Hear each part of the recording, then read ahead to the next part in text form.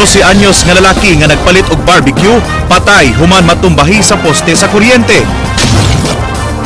5 ka mga lalaki na corner sa masakop sa SWAT, dihang nangawat sa usa ka panimay sa barangay Laog. 2 sa 3 ka Korean divers na luwas dito sa Camotes kagahapon sa hapon. Usa na palgang patay ganihang buntag.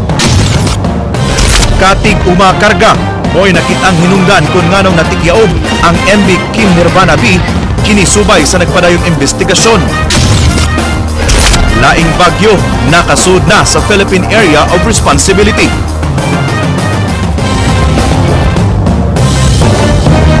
May hapon Sugbo Kabisayan, aniya na mga balita uban ang kinatibukang puwersa sa News 5 Cebu. Karong adlang Miyerkules, petsa 8 sa buwan sa Hulyo, tuig 2015, ako si Glenn Soco. Amo na yung hatod sa yung pagbalita, inubanan sa mas komprehensibong impormasyon. Ako si Georgia Herrera.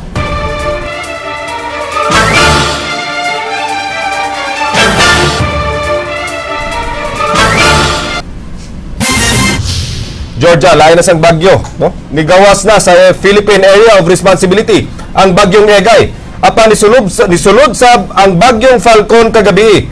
Apan layo ra kini sa landmass sa nasod. Sa latest weather forecast sa Pag-asa Glen, alas 10 ganihang buntag ana ang bagyong Falcon sa 1,200 kilometers east of Calayan, Cagayan nga nasa extreme north Luzon.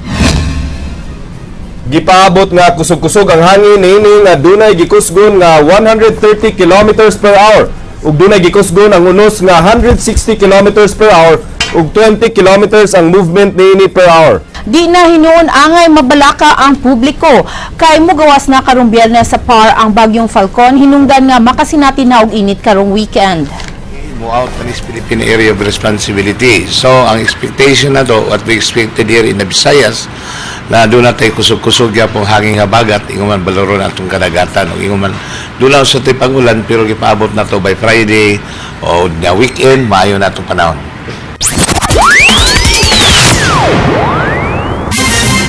Padayong nanawagan ang Provincial Disaster Risk Reduction and Management Council sa mga local government units nga papawao na kadtong mga namuyo sa danger zones kay kuno galing dunay may tabo kanila ang LGU mao'y ilang patubagon. Jinky Rosit, Sugin Limi. Ining panahon sa ting-uwan ug pagsud sa lain sa mga bagyo, subling gipahinumduman sa pangu sa Provincial Disaster Risk Reduction Management Office ang tanang LGU sa Sugbo nga istriktong ipatuman ang pagpahawa sa mga mulupyo sa tanang danger zones. Kininunot sa nahitabo sa dakbayan sa Talisay netong Domingo, din daghang panimay ang gibanlas sa dagkong mga bawd. Kung pabiling magmagahi ang LGU, posible silang manubag sa higayon nga dunay daotang mahitabo sa mga residente. Kung kulang sa enforcement ang balaod o ang mga tao nga angay mohimo niya na sa Republic Act 10121 doon na tayo gitawag og negligence of duty or dereliction of duty. So dili siguro tiunan og armalite pero kinahanglan gyud nga dunay pagpugos nga dili pagbalik. Giawhag sab sa PDRRMO ang LGUs sa pag-ila na sa mga dapit nga delikado kaayong puy-an sama sa daplin sa baybayon. Kung gikinahanglang papahawaon, mas maayo kung doon na giandam nga relocation site alang sa tanang maapektuhan. Kung mo na itong hangyo nga ibutang sila sa safe nga lugar, dapat nila ng buhaton, no? Unya adto na po na dito sa local government unit, no? Pag-push po niya na, pero klaro jud ang pagplano. Kung ibalhin na to, asa mangyod, no? Kung doon na tayo gitawag og temporary or holding area, asa mangyod, no? Jinky Rosit, News 5. Patay ng nadangat sa Cebu City Medical Center ang 12 anyos nga batang lalaki, samtang padayong giobserbaran ang 13 anyos nga batang babae. Human sila madat-ugi og poste sa kuryente pasado alas 9 kagabi sa may barangay Tinago. Leslie Kemenadi Vistil, Sugin Limi. Giila ang mga biktima nga si Ralph Boreros, 12 anyos kinsa wa na makaabot nga buhi sa tambalanan, samtang ang 13 anyos nga si Desiree Keith Salim ang padayong giatiman sa Cebu City Medical Center. Matud ining mamaligya og barbecue, nagpaabot ang mga biktima nga maluto ang ilang gi-order, wa sila magdahom nga matumba ang poste sa Veco paingon sa duha. Nakuhaan sa CCTV camera ang maong hitabo. Kalit mo lagapak ni kauling, lagiti ang kaning poste, kay ang katong kuan ban anak mga tumuro na sangit gay siya sa kanang kuan wire ay tuwa na sangit napot na nahagtos ang kaning kuan, kaning puste. Pagkagtos sa puste, ang bata, wa makadapat, iko naman siya dres yung tiil. Nasayra nga dihang natumbahan ang 12 anyos, dunay kahoy nga mitusok siyang kilid nga mo'y naingnan siyang kamatayon. Giyong ang kable nga iya sa PLDT ang nasangit sa usa ka van hinungdan nga nabira ang kable nga nagkonektar sa poste. Gipadakop ni Tinago Barangay Captain Joel Garganera ang Veco Contractors kay nagdumili kini sa paghipos sa wire bisan og ila kining gihangyo kaniadto. Gani sa wa pa matumba ang poste, na biktima ang nagmotorsiklo human mabitik sa wire ug maayo na lang kay wa kini maunsa. Mo file may kaso. I mean, somebody has to answer for it, no? Ningon man sila nga di sila katrabaho na kay PLDT kuno nga wire. So gingna sila sa kuntanon nga pila ra mai-clip or i-pull lang ba. Matod sa kontraktor nga gimanduan sila nga mo-pull out sa lugar human nila masuta nga ang wire nga nagbitay iya sa PLDT. Dugang pa niini nga natinga sila kun nganong sila ang gipadakop. Wala man ni balibar ni gi-forward ni namo sa among sa radyo room. Okay. Ang nagitawag ko nga sa PLDT man ni dili wala man ni sa biko ani. Pulusan ng PLDT. Ang moto, kaya naman ang taga-radyo room, pull out me. Okay, gagawin din sila. Upat ka sityo sa Barangay Tinago ang apektado sa pagkatumba sa poste. Kini mao ang mga sityo sa Villa Abuno, Santo Niño, Putat ug Sagrada. Leslie Caminadi Vistil, News 5. Bukabat sa 50,000 pesos ang danyo sa sunog nga miigo sa may 3rd Street sa San Antonio Village sa Barangay Apa, Cebu City, alas 7:15 kagabi. Nakontrolar kini sud sa 15 minutos. Duha kalawak sa panimay ni Alex Tan ug Liza Delfin ang gikaon sa kayo.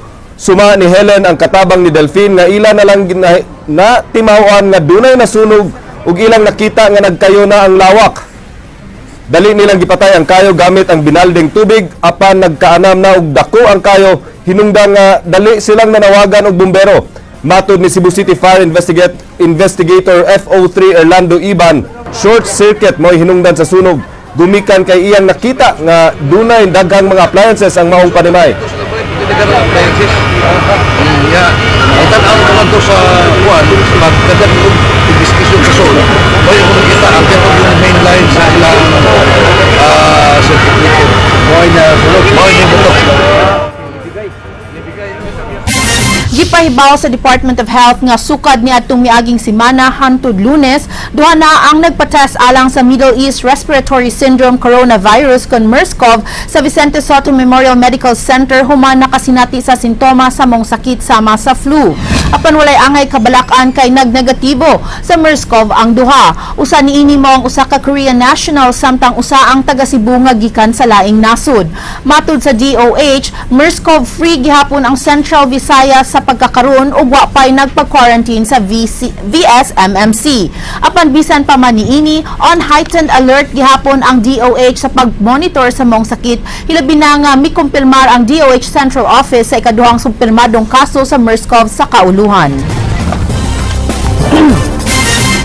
Nadala na sa mainland Cebu ang duha sa tulo ka mga Korean nationals nga napalgang buhi sa lungsod sa San Francisco, Camotes Islands kagahapon sa hapon. Samtang padungpa ang patayng lawas sa ikatulungan nakitaan sa baybayon ganihang buntag. Sugin ni May Ray Pasaporte. Pasado alas 8 ganihang buntag na abot sa pantalan sa Naval Forces Central sa Barangay Kanhulaw, Dakbayan sa Lapu-Lapu ang BRP Alfredo Picson. Luwan niini ang duha ka mga Korean nationals nga nabangalang buhi sa mga mananagat sa Barangay Himinsulan sa lungsod sa San Francisco, Camotes Islands kagahapon sa hapon. Ganihang sayo sa buntag sab napalgan ang patayng lawas sa ikatulong Koreano sa samang lugar. Milarga kagabi ang maong barko aron kuhaon ang mga Korean divers nga niadto pang Domingo sa hapon gipangita human nagdriving sa may Barangay Punta Inganyo, Lapu-Lapu City bisan sa dautang panahon. Trip sila sir. So while si Samson, yung kasi sumilit, while nagkakandak siya ng fishing, is nakita niya tong babae. So yan yung naunang na save. Then afterwards is kasi yung isa pang na-save na lalaki is nilangoy niya kasi yung pinakamalapit. Oo. Yung kaya siya pagod na pagod. Nilangoy niya yung pinakamalapit na shore. Giingong luya na kaayo ang duha dihang giluwas sa mga mananagat sa managlahing dapit sa barangay Himinsulan. Dali sabdayon silang gidala sa tambalanan sa lungsod sa San Francisco. Matud sa General Manager sa dive shop, nga nasayod na sila kagahapon sa hapon nga napadpad sa kamotes ang mga biktima ug ilang gikalipay nga duha niini ang buhing nakitaan. Muhatag sila og hinabang sa mga biktima ug human sa hitabo, temporaryo nilang gisira ang ilang dive shop. Temporarily close already because we got a paper from the city or Any plan of I don't know opening sir it again? because I'm not an owner. Gipadadaan sab og suwat ang maong dive shop ni Lapu-Lapu City Mayor Paz Radasa nga pasirad-an kini og paispil karon sa hitabo. Apan nahibong ang mayor kun nganong gisupak ang iyang kamanduan. Human niya masayri nga laing Korean national ang nadisgrasya kagahapon. Matud ni Radasa, why business permit ang laing dive shop nga giduma sa samang grupo. Mao nga ni mando og investigasyon ang mayor aron masuta kung unsa ang tinuuray nga nahitabo sa tulo ka Korean divers ug sa laing na disgrasya kagahapon. Same ang mga nag-operate sa dool kilid sa Movenpick, which is katong scuba nga area. Nagpa-dive na sad sila nga wala man gani gyud tani ingon. We were waiting for their letter of explanation. Nagpa-dive sila. Unya doon na nasay aksidente, but good thing na salbar and then napada sa hospital and now he's okay. Ang Ray Pasaporte, News 5. Drug pusher nga gingong mipuli sa nadakpang drug pusher na sikop sa Cebu City Intelligence Branch uban sa 15 pa ka tawo nga naatlang nagduwa og video karera. Sugin ni Leslie Camina de Vistil. Subling girunda sa mga operatiba sa Cebu City Intelligence Branch kining dapit sa Maidan El Filibusterismo sa Barangay Ermita, human sila nakadawat og reklamo nga aduna na say laing mipuli silang nadakpan kani adto nga tigpayuhot og ginading drogas. Hingpit nga napusasan si Remel Gatso ang subject sa mong operasyon. Nasuta sa CID nga nag-operate kini og drug den subay sa mga nagpasad nga mga gamit sa pagsuyop siyang lugar. Sa sulunod nga bahin, makita sa bang usa ka kwarto nga gihimong duwaanan sa mga video karera ug lakip nga gisikop ang 15 katawo. Mato ni CIB Deputy Chief for Administration Gumersindo Mandawe, human mipahigayon og operasyon ang National Bureau of Investigation ug nasikop ang ilang subject, mipuli sabdayon si Gatso. Maugihapon lugarahan na maugihapon lugarahan na raid mga this year sa NBI. So moto napasitiman, so nagtuo may nga drugs na siya doon so pagsudo na nadaghan namang tao nagdinaganay so doon na sa kuan daghang karera sa may interior portion sa mga lugar. Kining gamay nga putos sa gituang shabu, kwartang halin sa video karera ug mga gamit sa pagsuyop og shabu ang nakuha sa mga pulis. Depensa ni Gatso nga igo lang siyang naabot sa dapit aron mag-ayo sa mga video karera. Ayo og karera. O ba lagi. Leslie Camina de Vistil, News 5. Patubagon sa hepe sa Cebu City Intelligence Branch ang mga sakop sa Station 5 kon Carbon Police Station kung nganong wa sila gihimo sa gingong drug den nga mibalik og operate bisan og nagronda na sa NBI kaniadto. King Perez sugin nimi. Kay nagpositibo ang gihimong operasyon sa Cebu City Police Intelligence Branch sa Barangay Ermita, ipadayon nila ang pagpangronda sa uban pang mga lugar sa mga barangay.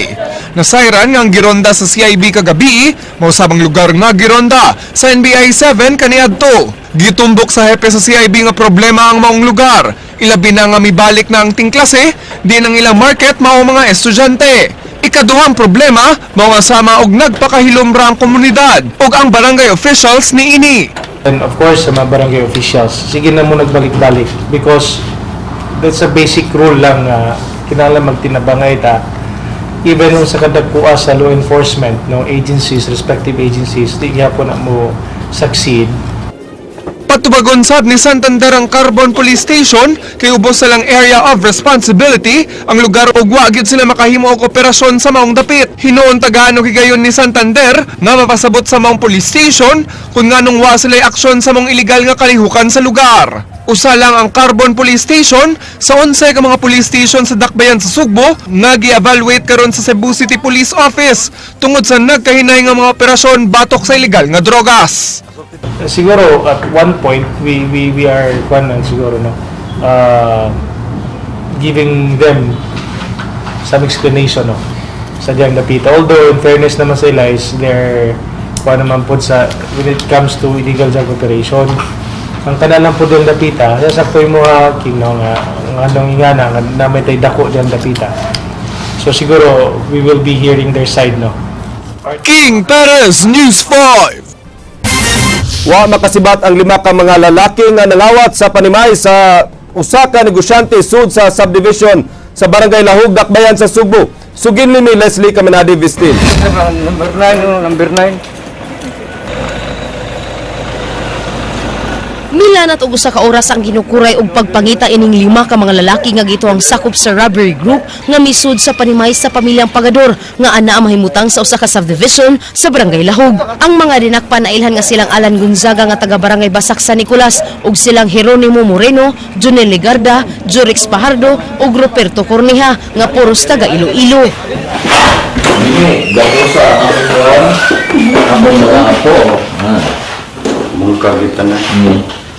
Gingong pasado alas 2, gisud sa maong mga kawatan ang balay sa mga Pagador human sila makalusot sa mga gwardya sa entrance sakay ang taxi. Gingong pagsud nila sa balay, ilang gikapos sa sala ang mga katabang nga ana sa ubos. Una pa sila misaka og gitag sa tagsa ug sud ang mga kwarto. Ilasab gipanggapos ang anak ug apo sa tag-iya gamit ang packaging tape ug t-shirt. Katapos ang gisud sa mga kawatan ang kwarto ni Victoriano Pagador, diin gigaid kini kilid siyang katre gamit ang packaging tape ug habol. Dito panggapos sa gurot. Gapos akong apo, akong anak, gurot o gapos. Sila ko gamam nila ko dong, ay lang ito hilabti, panghilabti among sakop dong tanan. Kung say gusto ninyo, kuha tanan, kwarta na dia, kuha tanan. Dala nagdaan ninyo, inyo na natan. Ay lang may hilabti. Adi sa mayo sa ributan ka. Diyang misibat ang mga kawatan, ilang gigamit ang pick-up ni Pagador apan na-trap sila sa kapulisan, apan milanat una og usa ka oras human sila nakigpinusilay.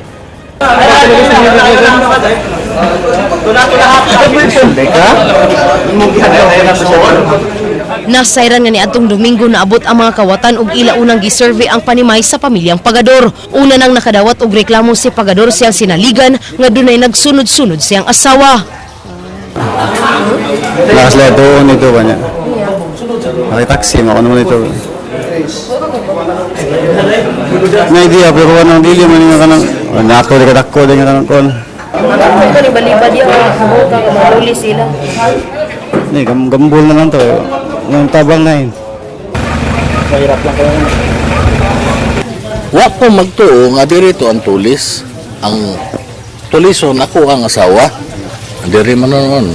Pila ka.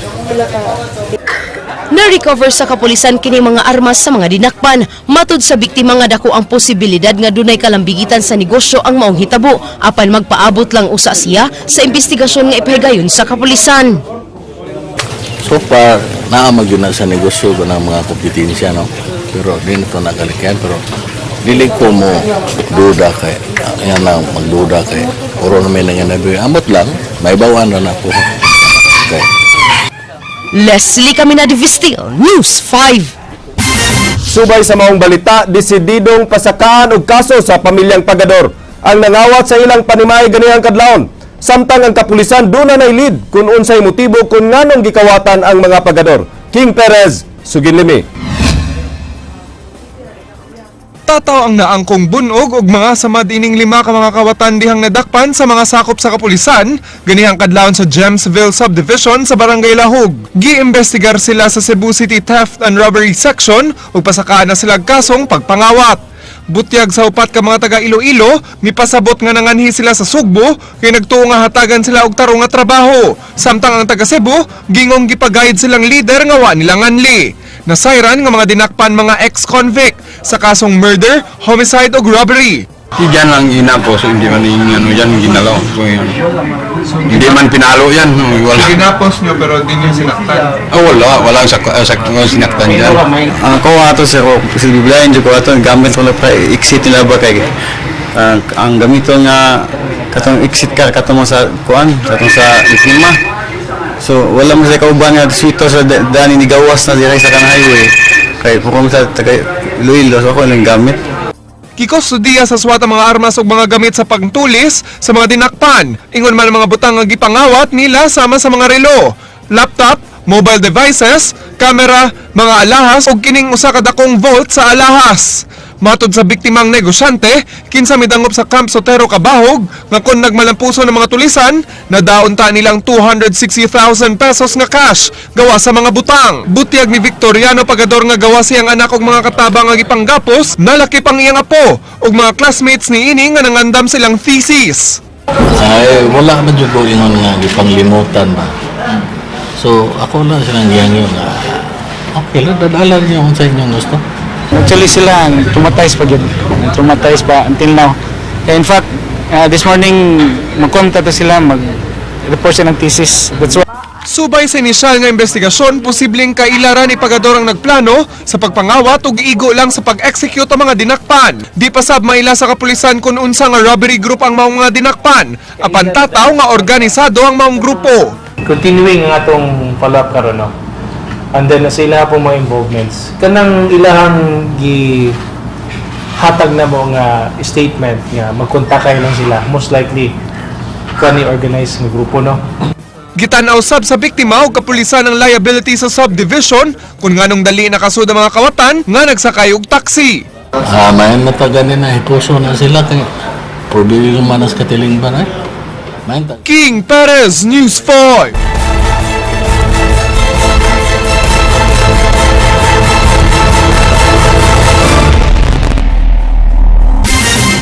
Taliwa sa chismis nga way lisensya ang natikyaog na MB Kim Nirvana B ug sa giingong depektoso ang disenyo sa maong motorbangka. Matod sa Marina 8 nga pasadon kanila ang maong bangka ug duna kini insaktong papeles. Sugin limi Ryan Sorote. Gipahibaw sa Maritime Industry Authority Region 8 nga way diferensya ang disenyo sa MB Kim Nirvana B kay miagi kini sa makuting nga pagtuon sa ilang mga eksperto sukad sa paghimo sa mga motorbangka. Ubos na kini sa standard sa Marina kay kinahanglan man og Marina Licensed Naval Architect nga modesenyo ni ini. Sa pag-apply sab og lisensya, kinahanglan sab nga mosumeter og design plan ang tag-iya aron subling susihon sa mga naval architect sa pagsiguro sa seaworthiness ni ini. Pagdating doon pa lang sa construction, na-verify na po yun ng naval architect. So, ang ng Marinay, pag nagpa-rehistro yun, i-verify din ng naval architect ng Marina. Gimakagsab sa Marina nga ilang gitugutan nga makalawin ang MB Kim Nirvana B bisan nagwa pa migawas ang lisensya ni ini. Kini subay sa pasaylo sa mga nakaluwas sa trahedya. No, definitely hindi po yan pinayagan namin na magbayad pag walang mga license at kahit fishing ay hindi dinirigard po namin yun. Doon na sa boat captain license ang kapitan ug ang mga tripulante sa motorbangka kinsa natanggong karon sa dakbayan sa Ormoc tungod sa sumbong nga multiple murder. Giabagan sa Marina 8 ang pagpadali sa mga rekisito sa mga nabiktima sa pagkatigyaob aron maklaim ang 200,000 pesos nga insurance gawa sa financial assistance ng LGUs. Kasamtang siyam ka mga claimants ang na-facilitate sa insurance adjuster dinhi sa dakbayan sa Ormoc kinsa gikatakdang moadto sa lungsod sa Pilar di nagpuyo ang kasagarang namatay og nakaluwas sa trahedya. Wa pa matino sa Marina kung makadawat ang insurance sa mga biktima nga wa sa manifesto apan gipasalig sa Coast Guard ug PNP sa Ormoc nga mohatag sila og sertipikasyon alang sa mga claimants nga wa sa manifesto. Ryan Sorote, News 5, Ormoc City. Girilibuhan na ang commander sa Coast Guard Eastern Visayas subay sa naitabo sa MB Kim Nirvana B kini alang sa padayong gihimong investigasyon sa hitabo. Ubay-ubay na ang mga sirkumstansya nga nakita sa mga investigador kung nganong natikyaob ang maong motorbangka. Mubalik si Ryan Sorote. Nasairan sa fact-finding sa Maritime Casualty Investigation sa Philippine Coast Guard na usa ang disenyo sa MB Kim Nirvana ang posibleng nakaingon sa pagkatikyaob ni ini. Namatikdan sa mga investigador nga muburag yun ang tarik nga mo'y nagkonektar sa kasko ug katig sa bangka sa kahabog sa barog ni ini nga doon na pa'y second jack. Nakatampo sab sa hitabo ang makarning semento ug bugas human kini mabasa ug nagpabugat sa bangka. Samtang di gihapon matino sa Coast Guard kung overloaded ang buong bangka kay kinahanglan pa kining susihon sa usa ka master mariner ug naval architect. Nangunag gihapon si Relief Coast Guard Eastern Visayas Commander Pedro Tinampay sa nitabo og iyang gibasol ang tulo ka boarding officers nga may inspeksyon sa MB Kim Nirvana B. Milingkod na hulip kaniya karong adlaw si Captain William Isaga, isip acting commander sa distrito. Gihunong na sab sa Coast Guard ang search and retrieval operation bisan og dunay gihapay nangita sa ilang makabanay nga mga taga-kamotes. Sa talaan sa kagamhanan sa dakbayon sa Ormoc, dunay sakay nga 220 ang natikyaog nga motorbangka, samtang naalang sa 209 ang sa Coast Guard. Wa na sab gipalarga ang tulo ka mga motorbangka paingon sa kamotes tungod sa daotang panahon nga miresulta sa pagka-stranded sa mga pasahero. Mali, okay naman yung ginagawa ng mga bata. Hindi nga, naging vigilant ng lalo kasi nga mayroon tayong bagyo na darating, di ba? So, mas more intensive yung pag-inspect ng barko. Isa ka na ngadto sa 62 mga matang lawas nga nakuha din sa kadagatan sa dakbayan sa Ormoc gumikan sa pagkalunod sa MB Kim Nirvana. Isuspenso na sab ang search and rescue operation aron masugdan na o aron matutukan na ang investigasyon sa mga insidente. Sa base usab sa giluwatan nga gale warning sa Pag-asa, inyo makita sa kunluyong nga kusog na ang hangin ug ang bawd hinungdan nagipangkansela ang biyahe sa magagmay mga pubboat sama sa MB Kim Nirvana padung ngadto sa Camotes Group of Islands. Gikan diri sa dakbayan sa Ormoc mao kanang update, Ryan Sorote, News 5. Mao kadto ang mga balita sa Aksyon Bisaya kini si Glenn Soco. Daghang salamat, ako si Georgia Herrera. Bisan asa, bisan kanusa, kapatid. Kay di lang kutob sa balita. Aksyon!